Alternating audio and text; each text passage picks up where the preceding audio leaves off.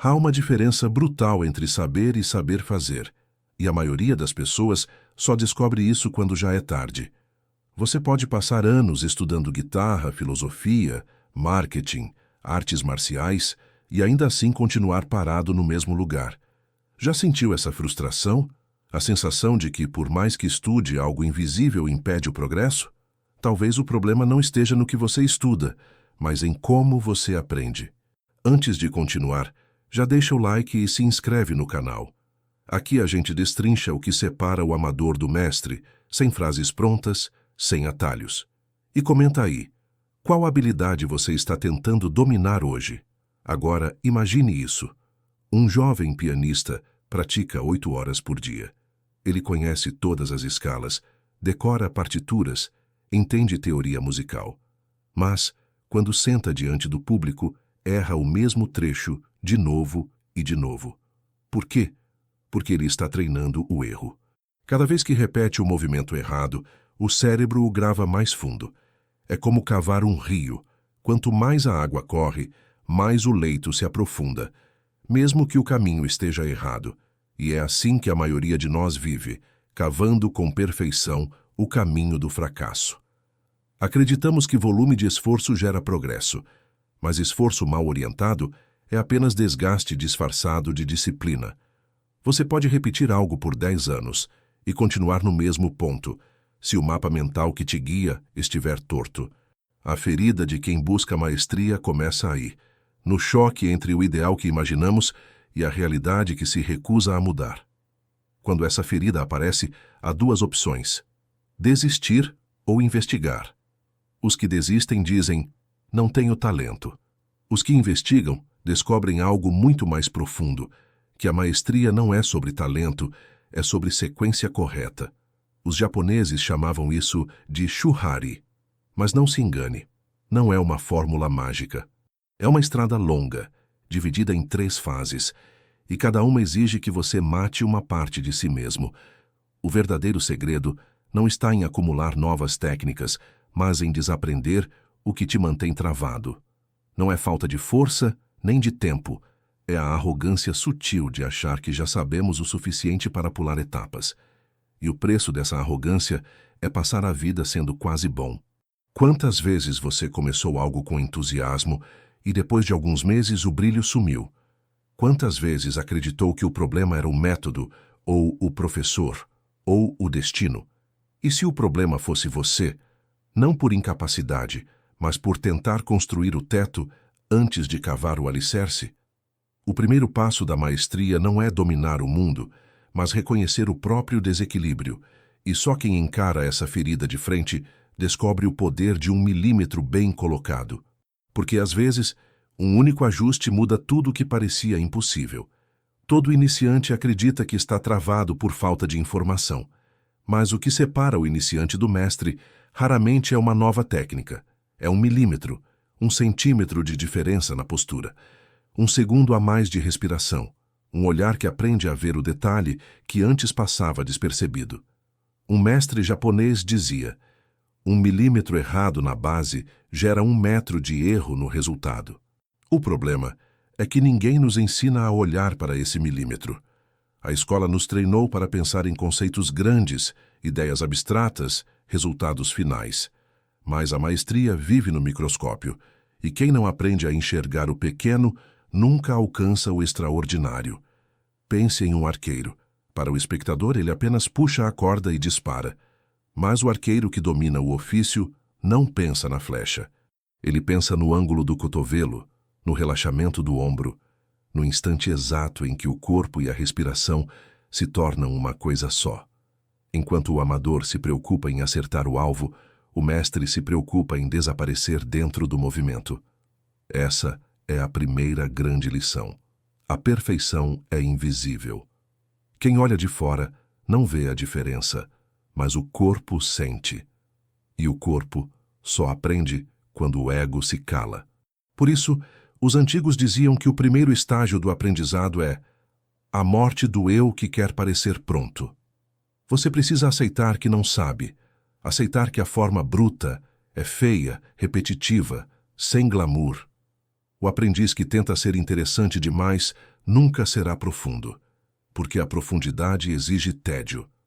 Mas aqui há um paradoxo. O tédio é o portão da presença. Quando o movimento é repetido até a exaustão, o corpo começa a entender o que o intelecto não alcança. O toque do violonista muda, o código do programador fica mais limpo, o soco do lutador ganha precisão. Nada místico, apenas milhares de repetições calibrando um único gesto até que ele se torne natural. Os neurocientistas chamam isso de mielinização. Quando o cérebro recobre os circuitos mais usados, tornando-os mais rápidos e automáticos. Mas os mestres antigos já sabiam disso sem precisar de microscópios. Eles apenas chamavam de memória do corpo. É por isso que o mestre não começa ensinando a vencer. Ele começa ensinando a respirar. O iniciante odeia isso. Ele quer movimento, velocidade, variedade. Mas o ar é o primeiro ajuste invisível. Respirar certo muda o tempo, muda o foco, muda a maneira como você segura o instrumento, o mouse, o pincel ou a espada. Esse é o momento em que a mente grita: isso é inútil. E é exatamente aí que o aprendizado real começa. Porque se você não consegue repetir o simples com paciência, como vai suportar o complexo? A maestria não começa com uma vitória, ela começa com um silêncio, com a coragem de permanecer no mesmo lugar, até que o milímetro certo revele o universo inteiro escondido dentro de um gesto aparentemente banal. A maioria das pessoas repete para decorar. Os mestres repetem para se transformar. Há uma diferença abissal entre fazer 1000 vezes para lembrar e fazer 1000 vezes para mudar. A repetição comum é morta, um ciclo automático, sem presença, onde o corpo apenas executa. A repetição viva é consciência em movimento. Cada gesto é uma observação, uma escuta, um ajuste microscópico.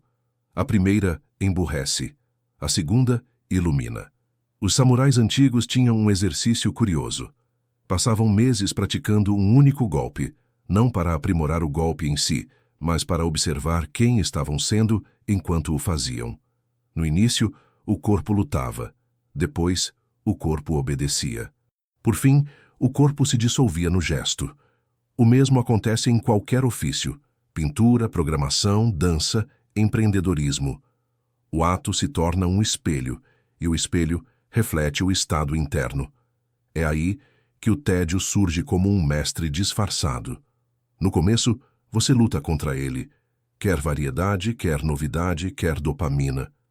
Mas quando o tédio chega, significa que o cérebro parou de lutar e começou a observar. É o ponto em que você passa da consciência superficial, estou fazendo, para a profunda, estou sentindo.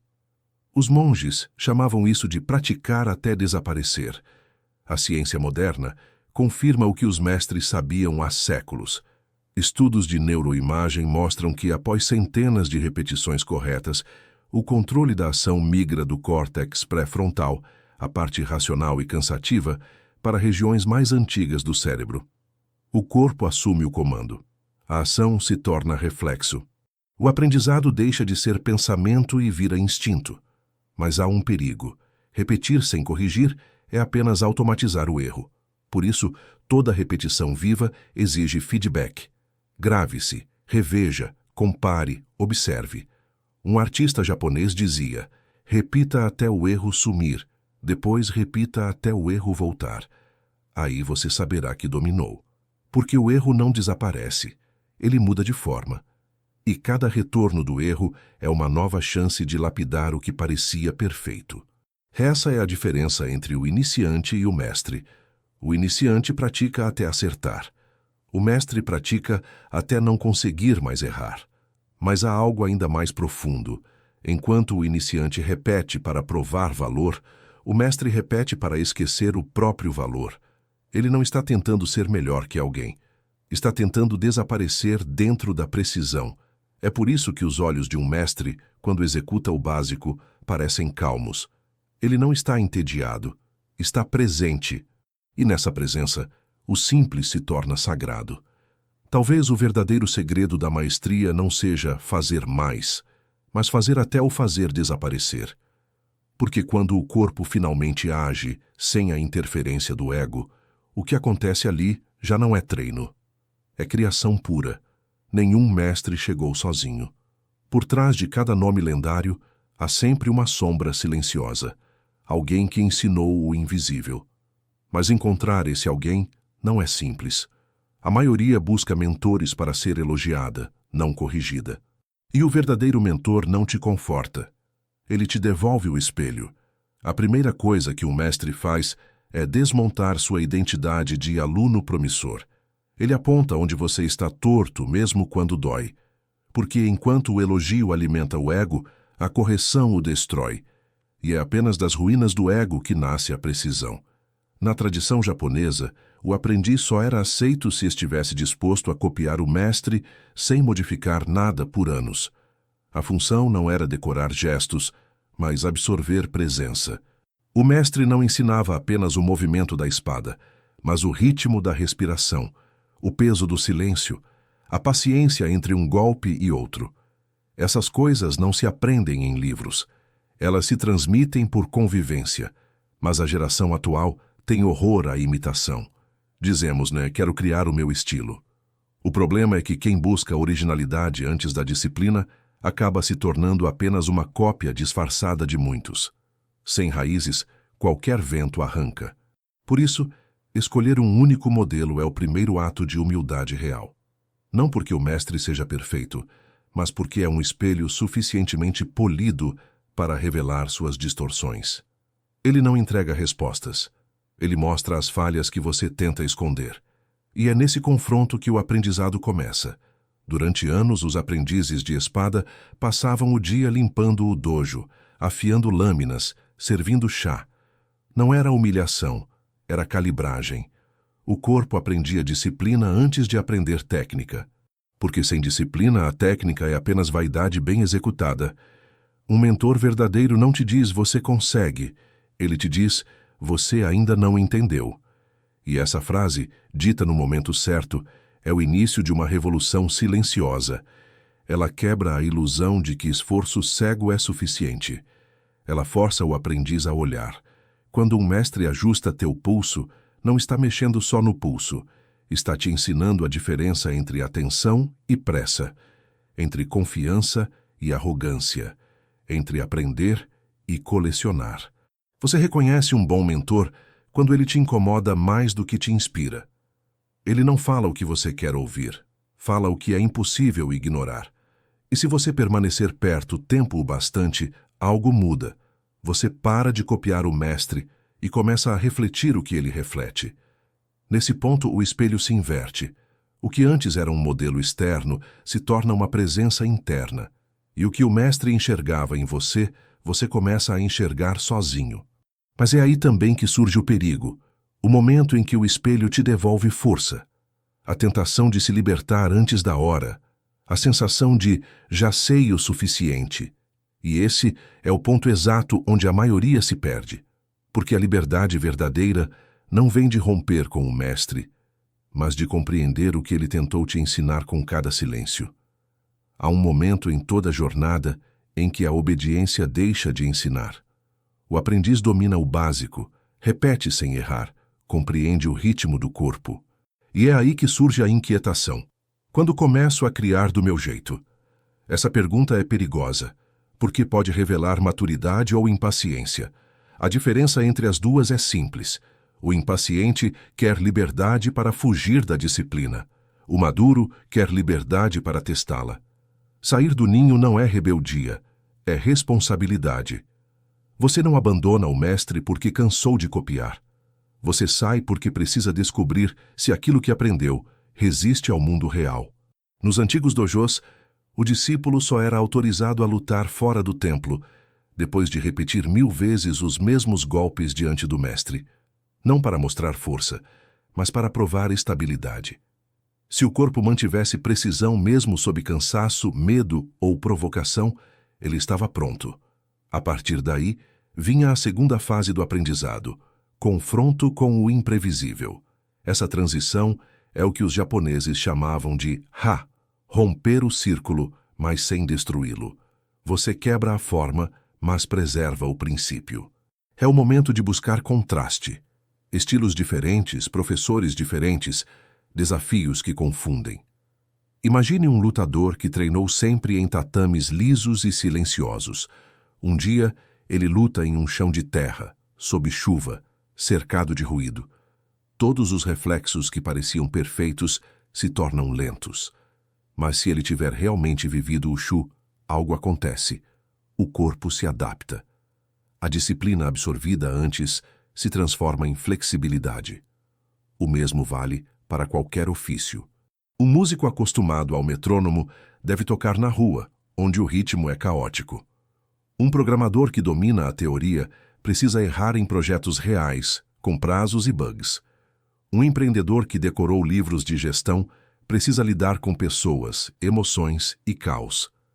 Sem o choque da prática, o conhecimento morre na teoria. E é nesse choque que o aprendizado renasce com força nova. Mas há um erro comum: confundir adaptação com invenção precoce. Muitos quebram a forma antes que ela se torne sólida. Querem criar o próprio estilo quando ainda não entenderam por que o estilo original existe. Resultado, improvisam sem base e chamam isso de autenticidade. O verdadeiro rompimento acontece em silêncio. Não é um grito de independência, é um sussurro de maturidade. Você percebe que pode discordar do mestre, mas com respeito. Pode ajustar uma técnica, mas sem vaidade. Pode errar de propósito para descobrir um novo caminho. Sair do ninho, portanto, não é fugir da estrutura, é expandi-la. E cada passo dado fora do círculo inicial deve ser um teste. O que aprendi ainda me sustenta mesmo sob pressão. Quando a resposta é sim, você começa a entender algo profundo. A disciplina não te prende, ela te sustenta no ar. Depois que o aprendiz atravessa o choque do novo, algo extraordinário começa a acontecer. Ele percebe que, por trás de cada técnica diferente, existe uma essência idêntica. As formas se contradizem na superfície, mas no fundo falam a mesma língua. Um lutador de espada e um dançarino de flamenco compartilham o mesmo princípio: controle do centro e domínio do ritmo. Um programador e um calígrafo japonês buscam o mesmo ideal: clareza, economia e precisão. A maestria, no fundo, é uma conversa entre leis universais disfarçadas de gestos diferentes. Essa é a descoberta do estágio Ha, em sua profundidade, quando o discípulo deixa de ver estilos e passa a enxergar princípios. Enquanto o amador pergunta: qual é o movimento certo? O mestre pergunta: por que esse movimento existe? O amador copia, o mestre traduz. E quando você começa a traduzir, as fronteiras entre as artes começam a se dissolver. É nesse ponto que a técnica se torna filosofia. Cada gesto revela um modo de ver o mundo. Na espada, aprende-se a paciência. Na pintura, a atenção ao vazio. No código, o valor da lógica limpa. Na música, o poder da pausa. E todos esses caminhos apontam para o mesmo destino: consciência do presente. Mas enxergar princípios exige silêncio interno. Enquanto você busca formas novas, o ruído da comparação te cega. O ego quer provar que sabe algo que os outros não sabem. O aprendiz verdadeiro quer descobrir o que o próprio corpo ainda não entende. Por isso, muitos mestres ensinavam com paradoxos, mostravam duas técnicas que se anulavam: um ataque e uma defesa impossíveis de coexistir. O aluno confuso perguntava: qual é a correta? E o mestre respondia: as duas, e nenhuma. Porque a lição não estava na forma, mas na lei escondida entre elas. Com o tempo, o discípulo começa a perceber um padrão em tudo: o tempo entre uma nota e outra, o intervalo entre a inspiração e a expiração, a pausa entre a pergunta e a resposta. Tudo segue o mesmo pulso. A realidade é feita de ritmo, e a maestria é saber dançar com ele. Nesse ponto, as regras deixam de parecer prisões e passam a ser mapas.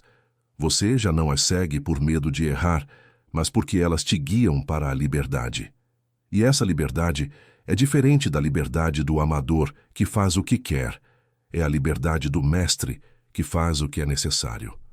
A forma agora se torna uma ferramenta, não uma prisão. Você pode distorcê-la, combiná-la, até quebrá-la, mas sem perder o fio invisível que une todas as coisas, o princípio. E quando essa percepção amadurece, uma nova transformação começa. Você já não precisa mais pensar para agir, porque começa a sentir antes de pensar. Chega um instante em que o corpo sabe o que fazer antes que a mente formule o pensamento. É o início do terceiro estágio, aquele que os mestres chamavam de Ri, a transcendência silenciosa. O momento em que o conhecimento deixa de ser lembrado e passa a existir como reflexo. Imagine um guerreiro diante de 3 adversários. Ele não tem tempo para calcular ângulos, nem para decidir qual técnica aplicar. Seu corpo apenas responde, e na resposta, a perfeição. Esse estado não é mágica, nem dom divino.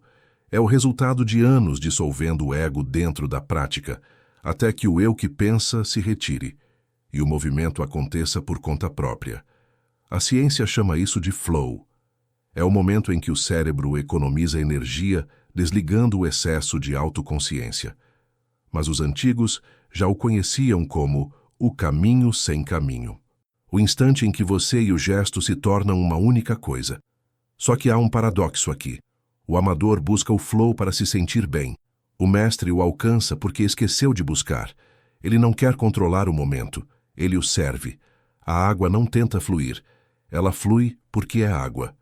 Quando um músico entra nesse estado, o som parece tocar através dele. Quando um lutador o alcança, a luta se desenrola como uma dança inevitável. Quando um programador entra nesse ritmo, o código se escreve quase sozinho, e o tempo desaparece. Mas chegar a esse ponto exige algo que poucos estão dispostos a oferecer: esvaziamento. Você não adiciona nada novo. Você começa a tirar o que sobra. Toda hesitação é ruído. Todo pensamento desnecessário é atrito. E o corpo só decide primeiro quando a mente aprende a se calar. Nos templos zen havia um exercício simples e brutal: varrer o pátio até não pensar mais em varrer. A vassoura passava, o pó subia, o corpo se movia. E de repente não havia mais diferença entre o monge, o chão e o gesto. Ali nascia o Ri. Quando a execução se torna natural, a técnica desaparece, mas o domínio permanece. É como se as mãos carregassem uma sabedoria antiga, anterior à linguagem. O corpo fala fluentemente a língua do instante. Nesse nível, você não procura oportunidades, você as reconhece. Não força o tempo, você o sente. E o mundo, por um breve segundo, parece responder no mesmo compasso que sua respiração. Talvez esse seja o ponto máximo da maestria. Não controlar tudo, mas tornar-se parte do que acontece. E quando isso ocorre, o mestre para de lutar, de planejar, de provar. Ele simplesmente está. E é então que uma pergunta inevitável surge, suave, como o eco de uma espada retornando à bainha. Depois de chegar até aqui, o que resta aprender? Chegar perto do topo é mais perigoso do que nunca ter subido. É aqui que o verdadeiro teste começa. A maioria que alcança certo domínio acredita ter chegado ao fim, e é nesse momento que a maestria morre. O quase-mestre é o artista que domina as técnicas, brilha nos palcos, é elogiado e estagna. O código dele funciona, a espada corta, a música emociona, mas há algo invisível que se perdeu, o vazio que o fez crescer. Quando a pessoa acredita que já sabe, o aprendizado se encerra e o ego volta ao comando. Os antigos mestres temiam esse ponto. Eles diziam que o maior inimigo do caminho não é o fracasso, é o sucesso precoce.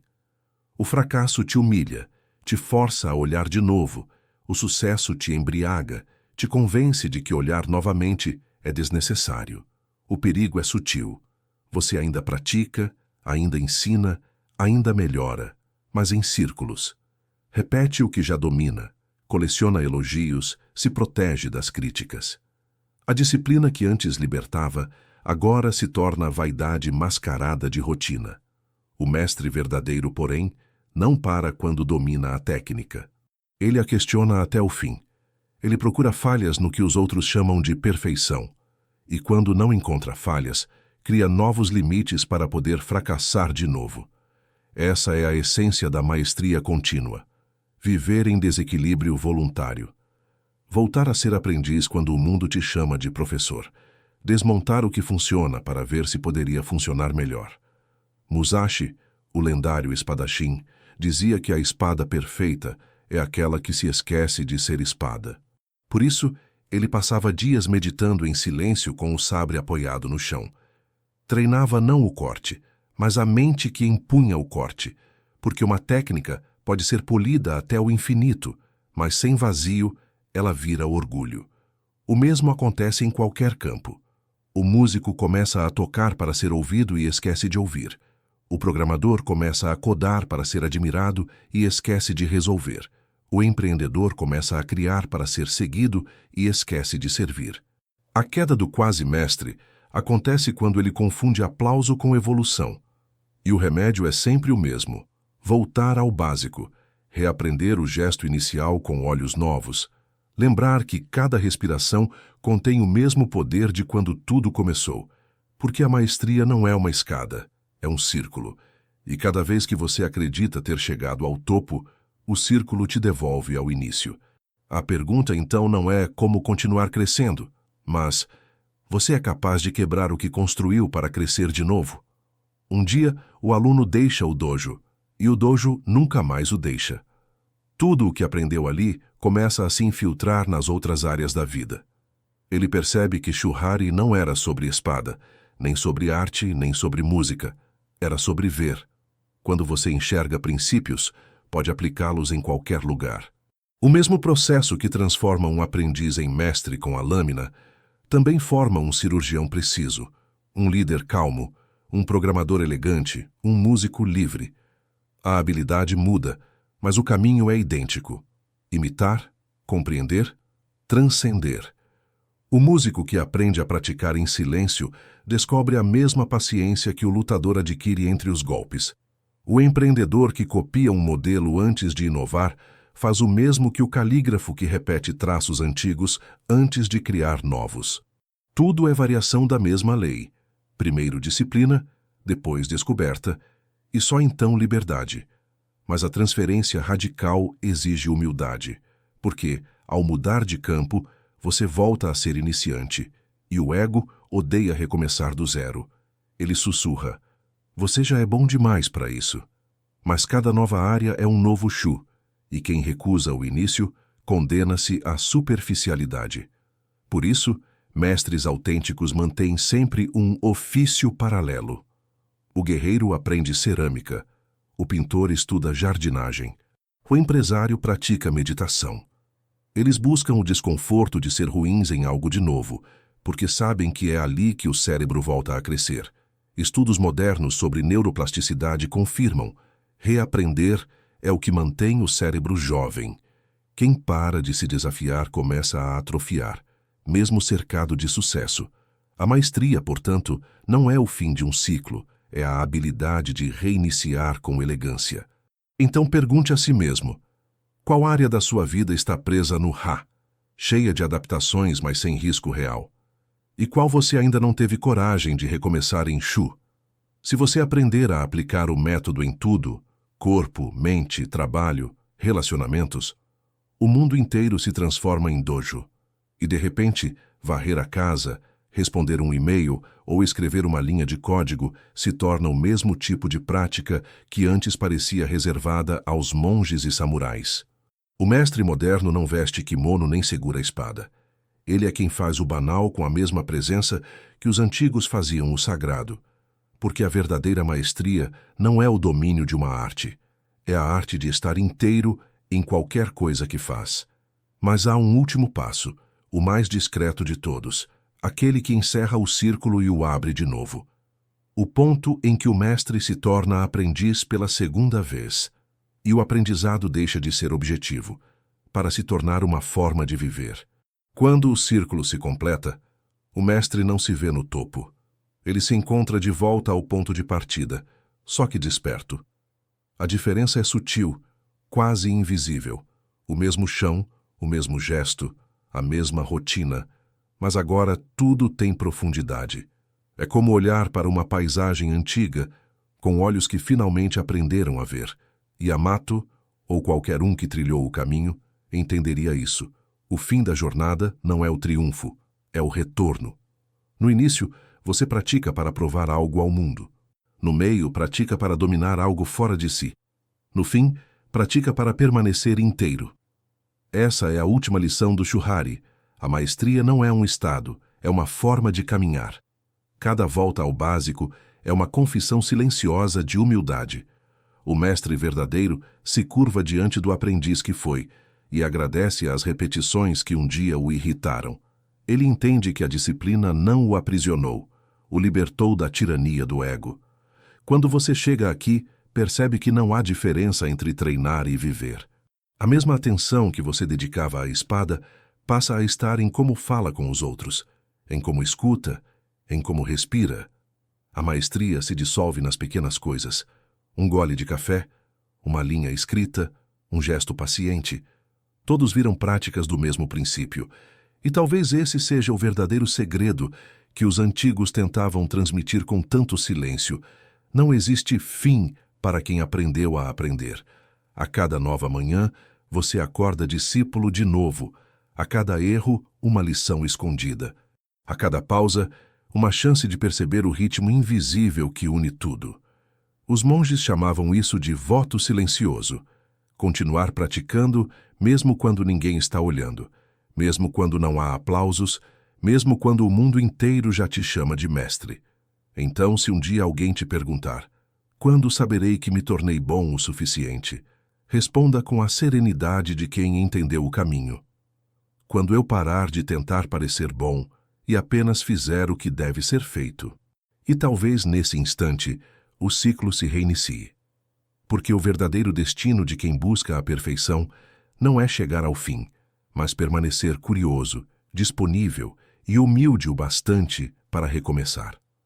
No fundo, a maestria é só isso, um retorno eterno ao começo, cada vez mais simples, cada vez mais profundo,